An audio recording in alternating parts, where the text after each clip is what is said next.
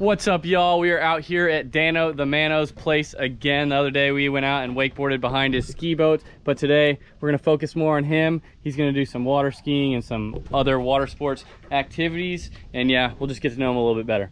So he's gonna take a break and come and help us a little bit. I just got all my stuff on. Dano's already in the water, about to hop out there. All right, I'm ready when you are. Yep. Oh, of course. Woo! All right, so where are you from?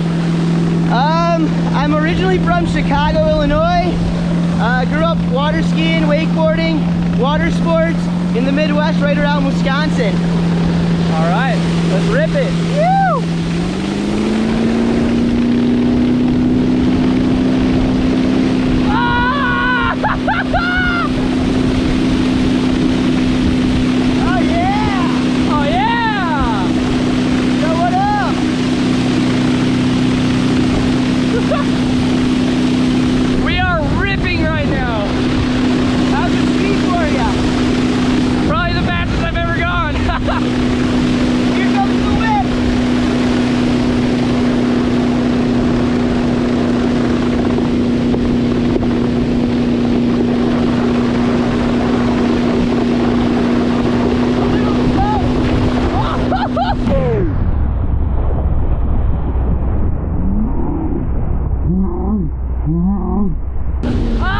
My God, that was insane.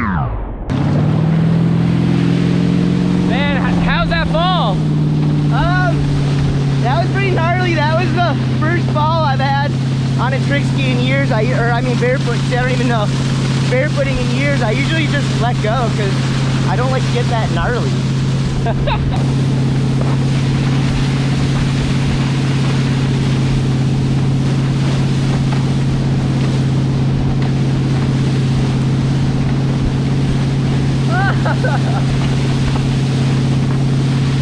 So, how did you get into water sports?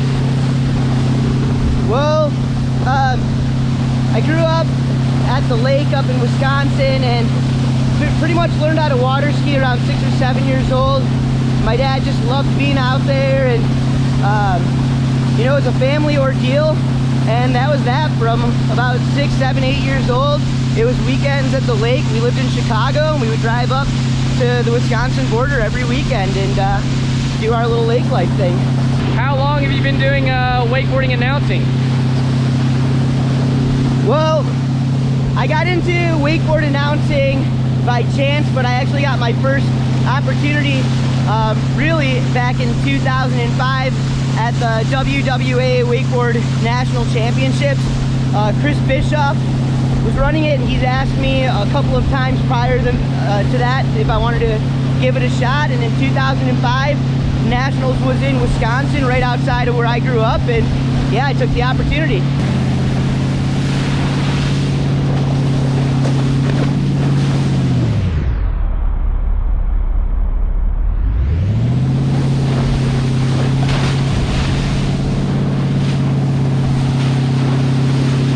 Quick little pit stop here. We gotta pick up his ski.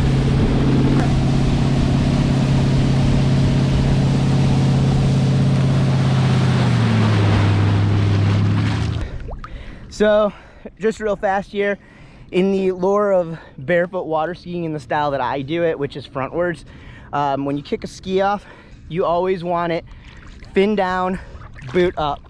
And if you come back and the fin is up, that's not the best thing. You lose some points for that. You really want the ski facing the direction boot up that you left it, like that. So I'm down 1 point here, but I'm hoping that I can make up for it.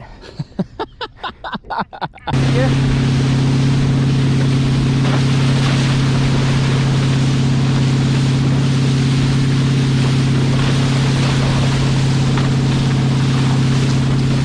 What is the Golden Mike podcast? Tell me a little bit about it. Well, the Golden Mike podcast is a lifestyle water sports podcast that I started probably about 7 or 8 years ago. The idea behind it is to interview the athletes and the folks behind the scenes in the world of towed water sports, whether they're wakeboarders or wake skaters, water skiers, wake surfers, tubers, past and present. I do about 2 episodes a month, and I started around 2013, 2014, so I've got about 145 episodes out right now. So yeah, you heard it there. Dano has his own wakeboarding podcast. It interviews all the top athletes in water sports and everything like that. So make sure to check it out. I'll put his Instagram, I'll put the noiseofthenorth.com below. Check it out in the description. Dano does some really cool stuff, so make sure you guys check him out. What are some of your other hobbies besides water sports? Outside of towed water sports in general, I collect water skis, actually, vintage water skis. That's kind of inside the realm of water sports, but outside, I'm also a yo-yo collector. I collect modern and vintage yo-yos. I also play with yo-yos. I've competed in yo-yo competitions and whatnot. I've been doing that for almost 25 years also.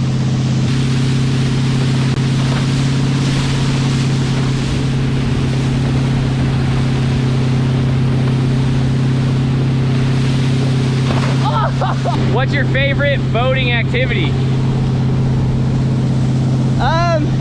When it comes to recreating behind the boat, it's really hard to say what I like doing the most. I guess it just depends on the day or time. What I'm most prolific at, I guess, and spent the most time doing would probably be trick skiing. I try to bring like more of a freestyle, more wakeboard style to it, or that kind of attitude. So I guess I probably spend 35% of my time behind the boat trick skiing and 65% of my time doing just about anything else. What's your favorite event to announce? Well, it's hard to say what my favorite event to announce is really. I've announced so many over the years. As far as like wakeboarding, water skiing goes, the Masters is probably one of the most amazing events out there. Events like the Malibu Rider Experience and Nationals and Worlds are awesome just because the pros are there and the amateurs. But probably what's best for me is announcing my own events like Twin Lakes Corn Fest, Feet on Fire, Thigh High Surf Series, events that I help organize and put on. That's probably been some of the most rewarding events to announce over the past many, many years.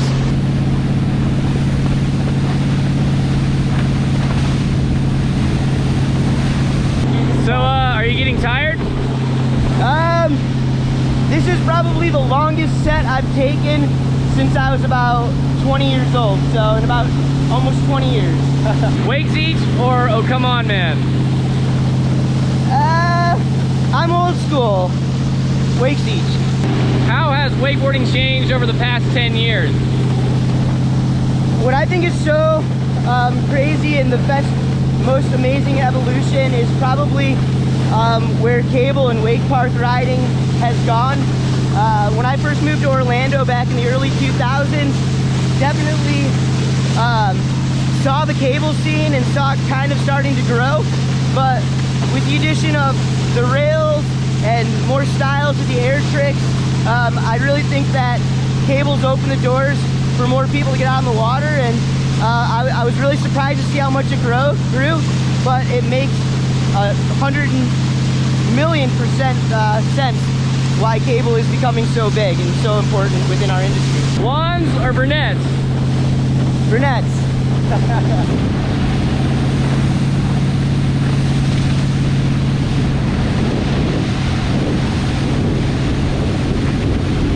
Cats or dogs? Definitely cats. Who do you think is going to be the next big name that sort of blows up in wakeboarding? Man, I hate to say it, but it's so hard. You know, 2 or 3 years ago, I went to Wake Park World and I saw a little French kid named Loic in the boys division, and I wouldn't have expected to see him taking out Gunther Oka last year. and I only knew Loic's name because I announced the World Championships. There's so many people from around the world. It's hard to say, but I mean, if we're to be more generalized to like where we are, you know, I like guys like Brett Powell. I like the Stuckey brothers. I like Finn Bullock behind the boat. Tyler Hyam. That's, you know, I'm loving it. But I gotta admit, I'm also digging what John Dreiling did with the small wake stuff. So a lot of good stuff going on. I don't mean to be so general. It's hard to say who the next big thing is. But what was your favorite wakeboarding trip? Right?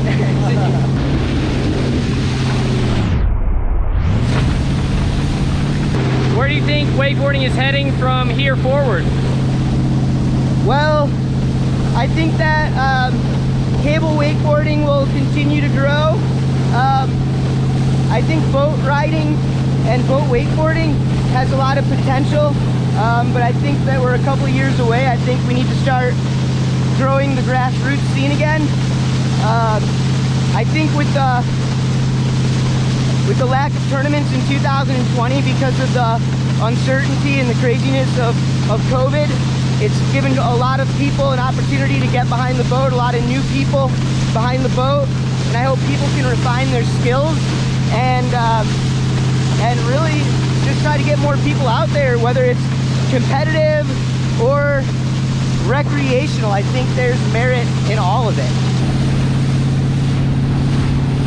Whoa, the finger hold! What are some of your favorite trends that have happened over the years in the water sports industry? I'm really digging the skinny stance in wakeboarding, because if you take a look, I'm rocking the original skinny stance right here on a trick ski, and I admit in the old days, those wide stances just, I don't know, it looks cool, but it just didn't feel right for me. So, yeah, I like the skinny stance riding. You know, I like the style over like the gymnastics-y stuff. So I liked it when wakeboarding started taking more pride in, you know, big airs, grabs, and making tricks unique and their own, and borderline bringing it back to the old school where, you know, an awesome 180 or 360 would be rewarded just as much as like a sloppy Moby Dick or chromo. Did you yourself do any competitive water sports growing up? I grew up doing water ski shows from about 1993 to 2003. Took a year off, did it in 2005 and 06, and I did it again in 2012 and 2013. Believe it or not, there is a competitive scene in the world of water ski shows. So I competed with the Aquanaut water ski show team probably about a dozen times in my life at the state and national level. And as far as like being rewarded, I've been a 3-time Wisconsin State, basically most impressive trick skier at the Wisconsin State water ski tournament, but that was almost 2 decades ago. What about wakeboarding? Have you ever competed in that? So growing up, my dad thought wakeboarding was going to be a dying fad, and this is like in the 1994 through 97 era. But for some reason, my dad thought it would be smart to run a wakeboard contest. So my dad operated the Wisconsin State wakeboard tournament. It was the first USA water ski sanctioned wakeboard contest. He did that with Eric Ruckstad, and that was about the only time my dad would let me wakeboard. And I'm proud to say I'm a 2-time Wisconsin State Novice Wakeboard Division state champion. That